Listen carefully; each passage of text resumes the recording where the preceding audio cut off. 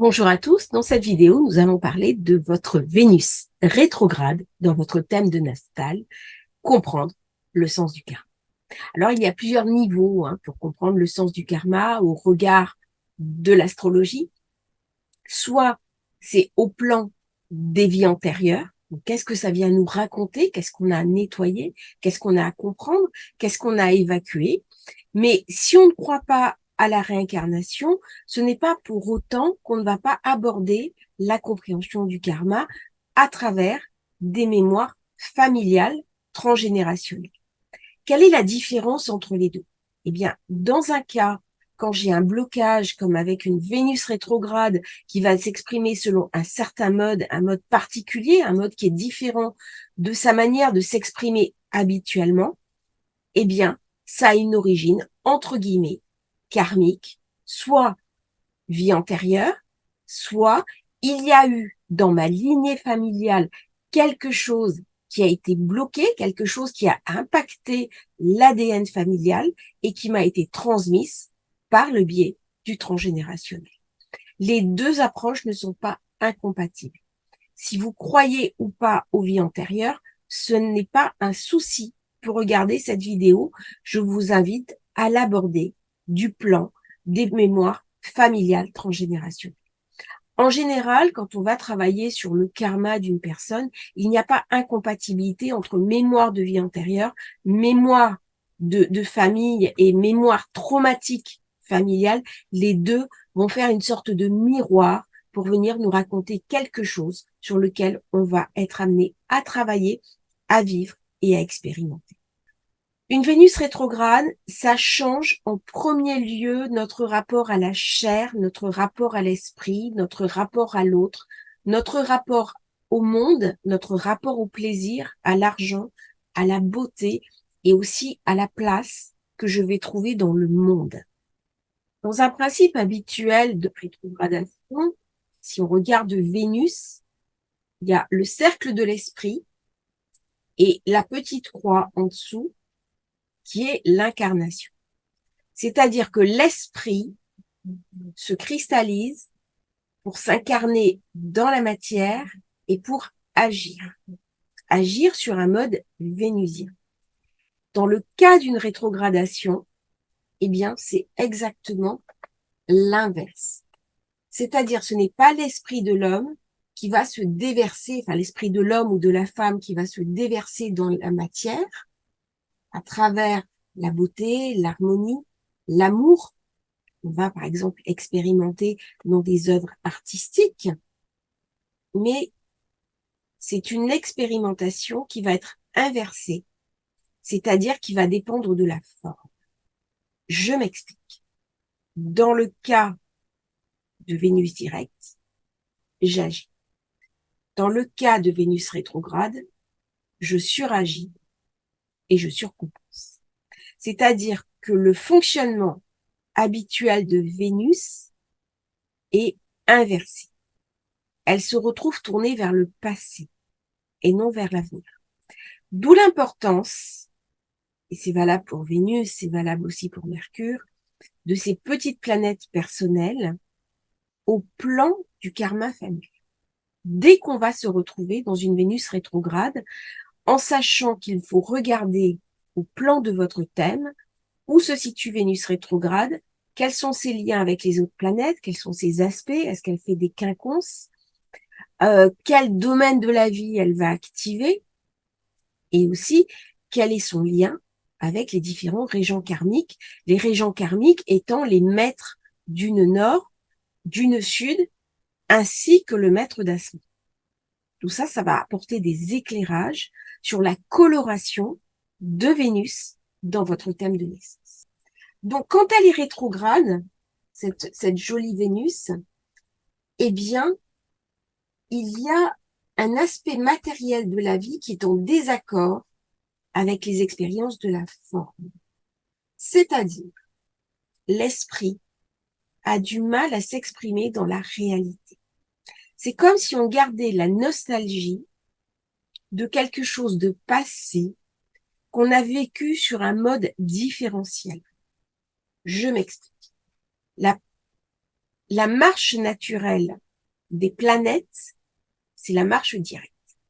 Il n'y a aucune planète qui retourne en arrière au niveau astronomique. La rétrogradation est une illusion d'optique. Je ne vais pas rentrer dans cet exposé dans des explications trop techniques. Simplement, le cycle de Vénus alterne entre avancée directe et rétrogradation, qui sont en fait une illusion d'optique.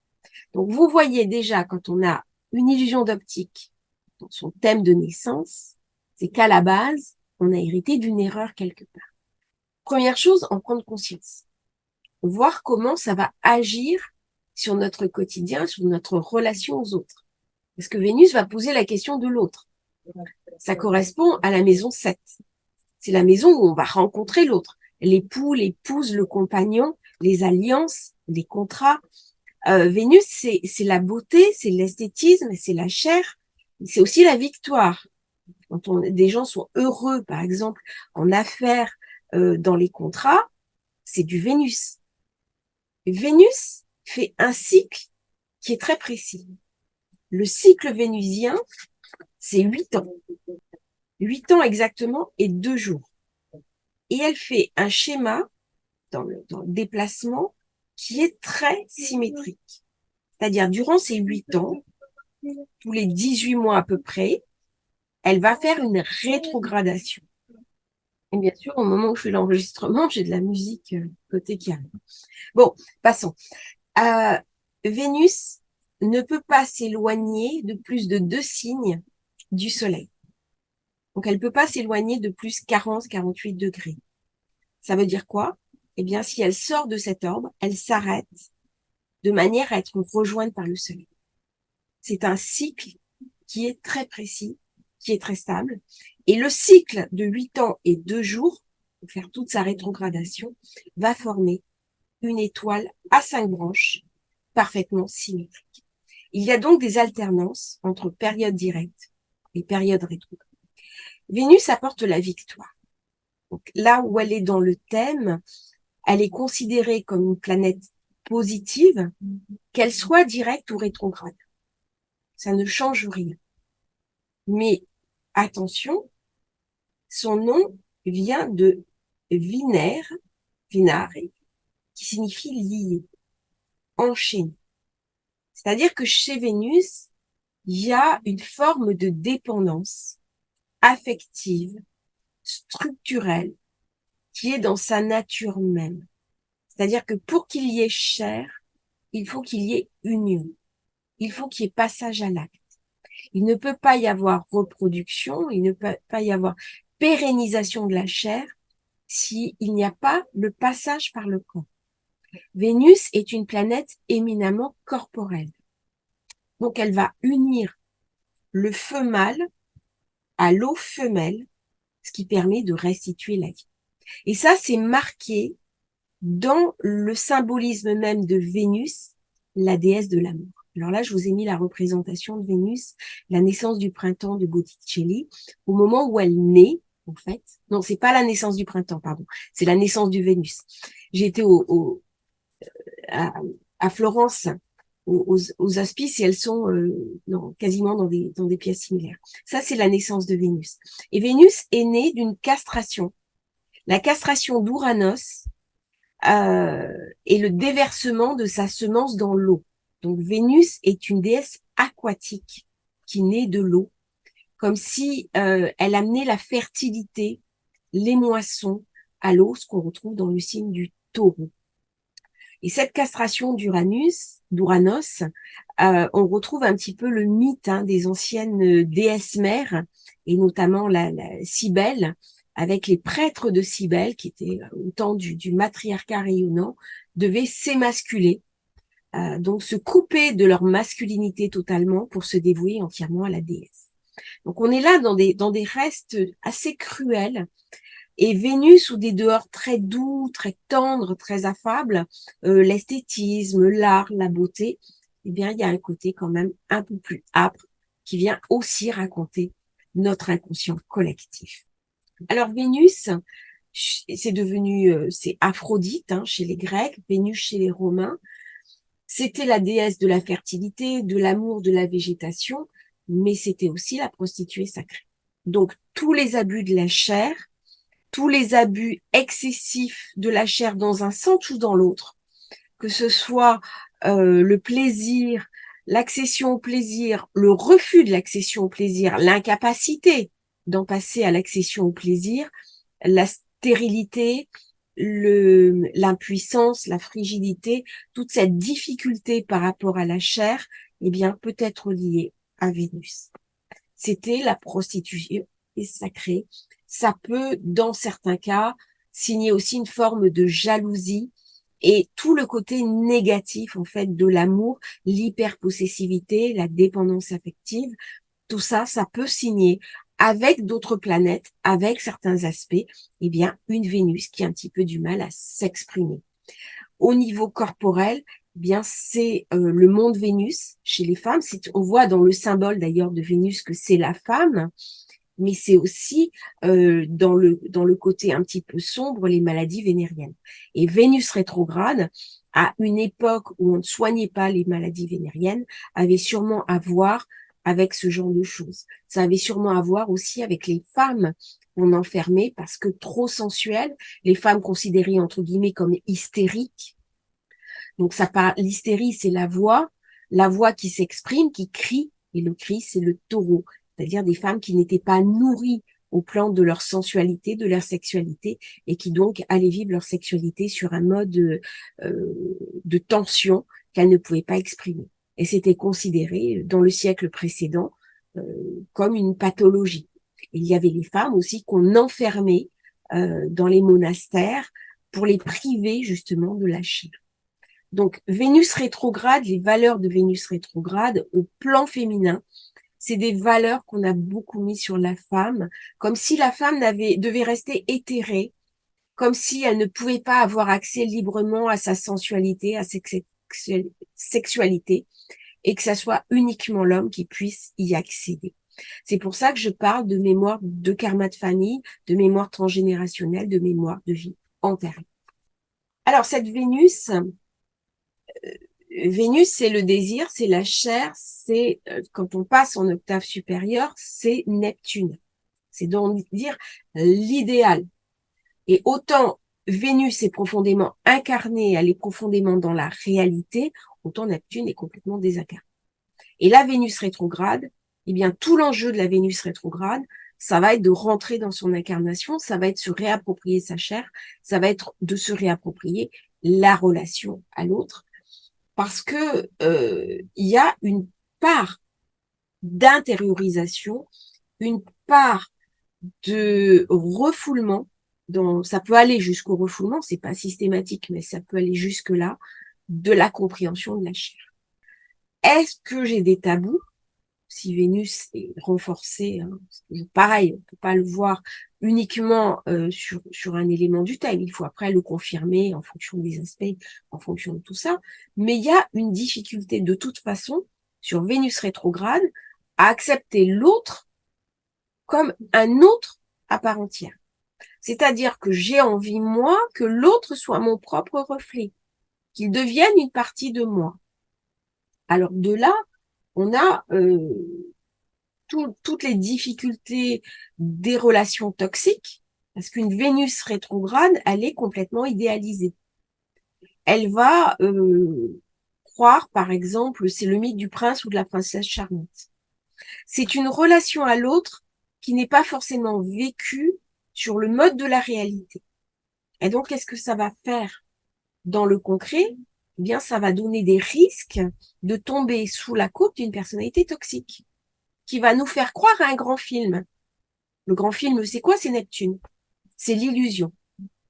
Et donc, au lieu de vivre la rencontre avec le prince charmant et de mettre ce prince charmant ou cette princesse charmante dans la réalité, eh bien, je vais devenir le jouet d'un pervers narcissique, d'une personnalité toxique, d'une personnalité qui va me faire croire que mon rêve est réel, alors que au fond de moi-même, il y a quelque chose qui bloque et qui m'empêche d'aller dans ce sens du réel. Il y a donc une énorme souffrance dans Vénus rétrograde parce qu'elle ne comprend pas au départ qu'elle est dans une sorte d'illusion. Mais c'est un piège personnel qu'elle s'est aussi tendue à elle-même. C'est-à-dire que quand Vénus rétrograde accepte de se regarder en face, c'est tout l'axe de l'enjeu entre Bélier, Balance. Et on voit en ce moment, on a le passage des nœuds. Cette vidéo est tournée en juillet 2023. En ce moment, on a le passage nœud nord Bélier, nœud sud Balance. Bon, cette vidéo Vénus rétrograde sera toujours valable après. Mais en ce moment, on est dans la question de quel est mon miroir? Est-ce que l'autre est mon miroir? Ok. Mais est-ce que je regarde l'autre à travers mes propres yeux ou est-ce que je regarde l'autre à travers sa propre carte du monde? C'est-à-dire son propre référentiel. Ça veut dire, est-ce que je vais l'accepter dans son propre référentiel? Ça, c'est la première question à se poser quand on a Vénus rétrograde. Le deuxième chose, Vénus rétrograde, ça crée de la douleur. Ça crée de la souffrance. Pourquoi est-ce que moi, je n'arrive pas à vivre des relations équilibrées, stables, alors que j'en ai tellement besoin? L'amour n'arrive pas à s'exprimer, entre guillemets, normalement, selon des modes habituels. Donc, j'ai des souvenirs qui peuvent venir de vie antérieure, où j'ai eu un amour passionnel, où j'ai eu des relations très profondes, où j'ai vécu des choses très équilibrantes, très épanouissantes, et je cherche ces âmes complémentaires, peut-être une flamme jumelle, peut-être des âmes sœurs, avec qui renouer ce lien. Donc là, si on est sur la Vénus rétrograde, mémoire de vie antérieure, on est peut-être invité à les guérir, ces vies antérieures. On est peut-être invité à regarder ce qui s'est passé. Et comment je vais pouvoir utiliser cet apprentissage que j'ai eu dans l'amour pour le vivre au mieux dans cette vie au quotidien. Parce que là, on vit dans le passé. Aussi bien que ce soit vie antérieure, que ce soit mémoire de karma familial, on n'est pas dans l'ici et maintenant. On est résolument tourné vers le passé. N'oublions pas ce que je vous ai dit au début, la Vénus rétrograde, eh bien, le cercle et la croix sont inversés. On est sur une inversion d'origine. Au niveau des mémoires familiales, l'autre est perçu comme dangereux.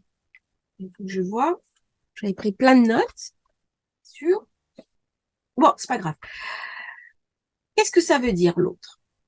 Ça veut dire que la chair est dangereuse. Alors, c'est toutes les mémoires familiales de chair qui entraînaient un désespoir. C'est pas uniquement les femmes. Hein. Alors, chez les femmes, c'est encore plus marqué, mais les hommes ont vécu la même chose. Je m'explique. Ce sont les mémoires, par exemple, de faute. C'est-à-dire que quand on en passe par la chair, on va avoir un enfant. Un enfant, c'est visible. Et donc, on risquait d'être fille-mère. La fille-mère, il se passait quoi? Elle apportait la honte sur sa famille. Ça pouvait apporter la mort.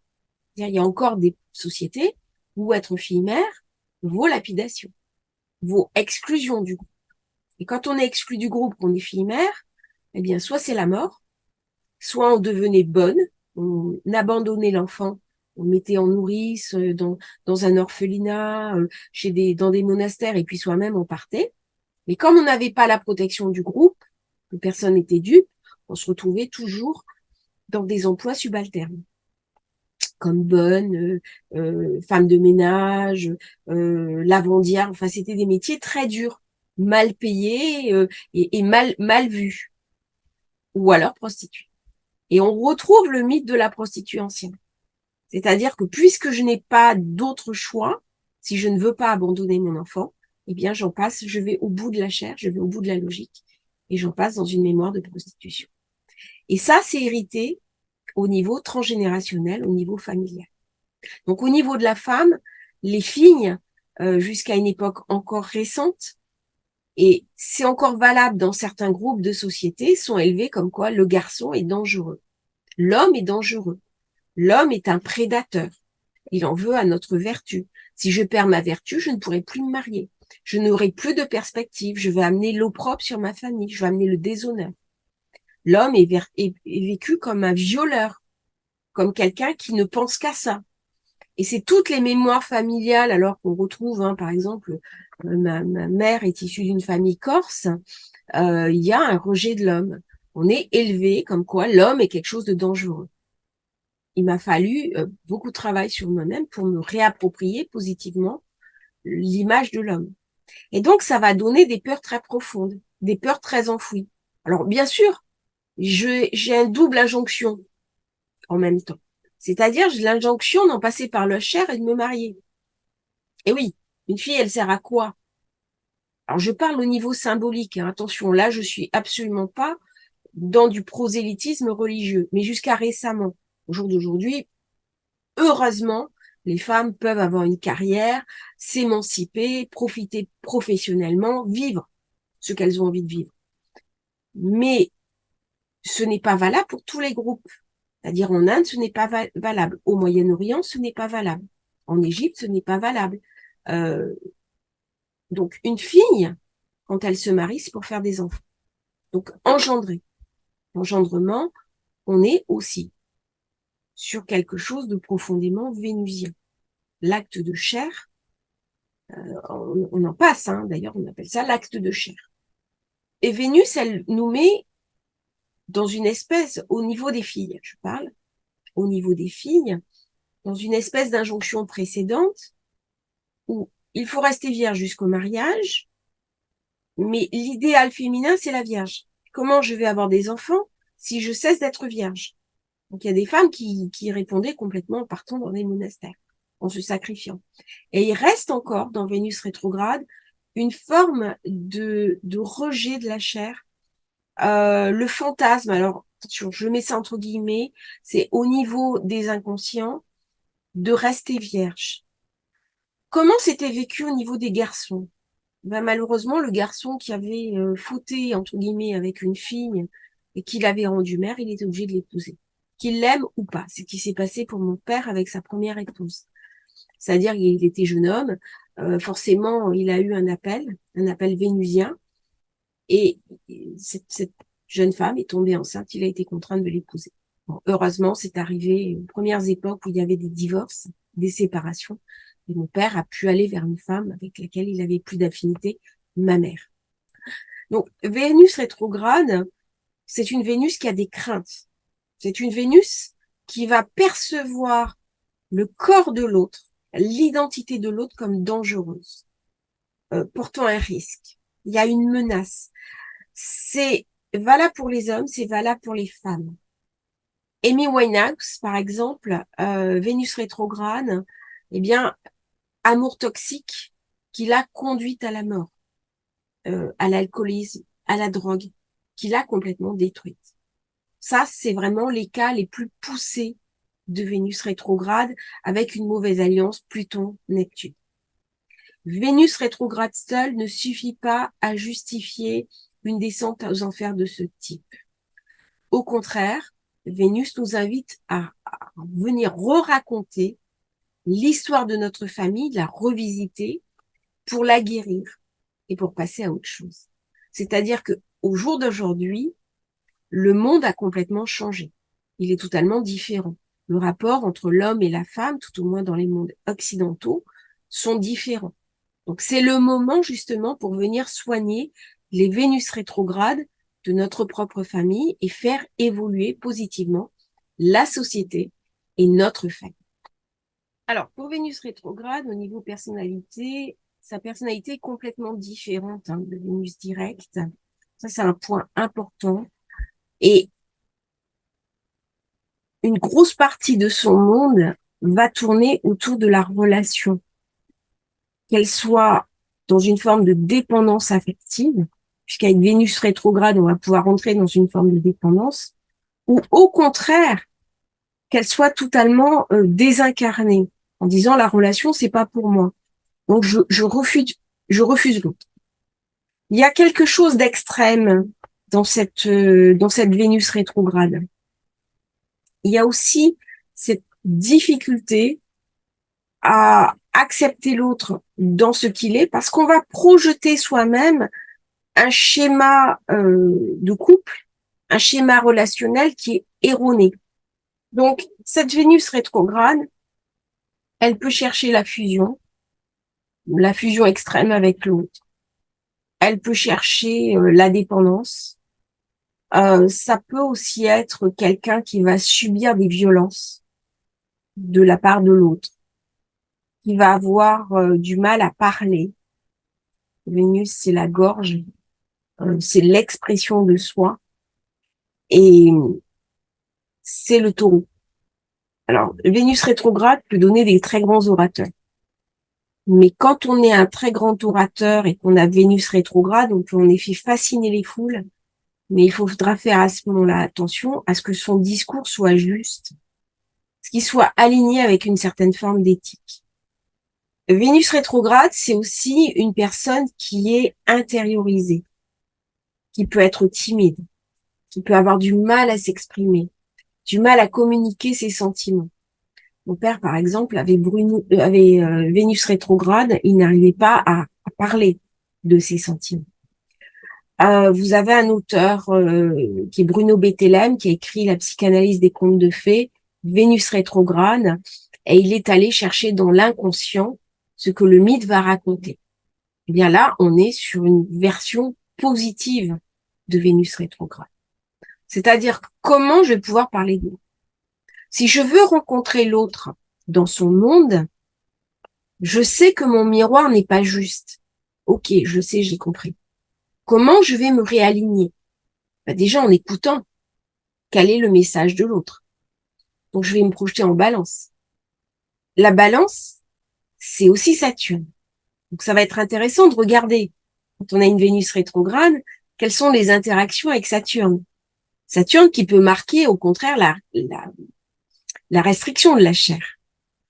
Et petit à petit, comme ça, on va élaborer tout le thème et on va arriver à débloquer cette Vénus rétrograde. Parce qu'en fait, le but de Vénus rétrograde, c'est de passer dans une compréhension directe. Pourquoi? Parce que Vénus rétrograde, elle ne l'est pas en permanence. C'est-à-dire que quand vous naissez, vous avez Vénus rétrograde. Elle va vous impacter. Au moment des phases, quand Vénus redevient rétrograde, ça vous amène à réfléchir sur vos propres positionnements, sur votre propre compréhension de la relation, de la chair. Mais quand elle devient directe, eh bien, vous êtes invité à reprendre cette marche en avant. Au niveau du thème, le thème, il n'est pas figé. Votre thème, il est en évolution. On va voir à quel moment, à quel âge, hein, quand on fait par les degrés et qu'on avance comme ça, on regarde à partir de quel âge Vénus va redevenir directe. Et là, à ce moment-là, vous avez des activations euh, dans l'année, dans la période, pour vous inciter à adopter un autre schéma comportemental. Et c'est là où le travail, hein, sur le travail mémoire de vie antérieure, on peut très bien faire des régressions vie antérieure. C'est quelque chose que je propose, que je fais. J'amène des gens dans des régressions vie antérieure. Comme je travaille aussi sur les mémoires en karma de famille. L'idée, c'est d'aller guérir ça. Pas uniquement le regarder, pas uniquement prendre conscience, mais véritablement voir ce qui s'y passe. Parce que si on reste sur Vénus rétrograde, ça va créer beaucoup d'insécurité, beaucoup de douleur, beaucoup de souffrance. Je pense notamment aux femmes battues ou aux hommes maltraités. Il y a des formes de maltraitance dans les divorces, par exemple, qui concernent plus les hommes que les femmes. Et au contraire, à certains moments, c'est des maltraitances qui concernent plus les femmes que les hommes. Donc c'est intéressant de voir comment chaque maltraitance sur le plan de la chair va être vécu. Rien n'est irrémédiable. C'est-à-dire qu'à un moment donné, on est invité aussi à sortir de ce schéma. Alors bien sûr, on a la terreur d'être blessé. Hein. Vénus rétrograde préfère ne pas aller dans une relation parce qu'elle veut pas être blessée. Vénus rétrograde, c'est aussi des personnes qui vont tomber amoureuses, par exemple, d'une idole, qui vont quasiment dédier une pièce, dédier une vie à suivre une idole de la chanson, du cinéma, mais ça les coupe de leur propre réalité. C'est-à-dire, elles sont amoureuses d'une image. Elles sont amoureuses de quelque chose de subtil. Et peut-être que si elles passaient ne serait-ce qu'une soirée avec leur idole, elles seraient complètement cette idolâtrie. Et là, on est dans quelque chose qui vous dépossède de votre pouvoir. Parce que Vénus, c'est aussi, il y a une forme de pouvoir chez Vénus. Il n'y a pas que le côté, voilà, Botticelli, les arts, la splendeur. Non, non, il y a vraiment quelque chose qui peut s'exprimer aussi de manière sombre.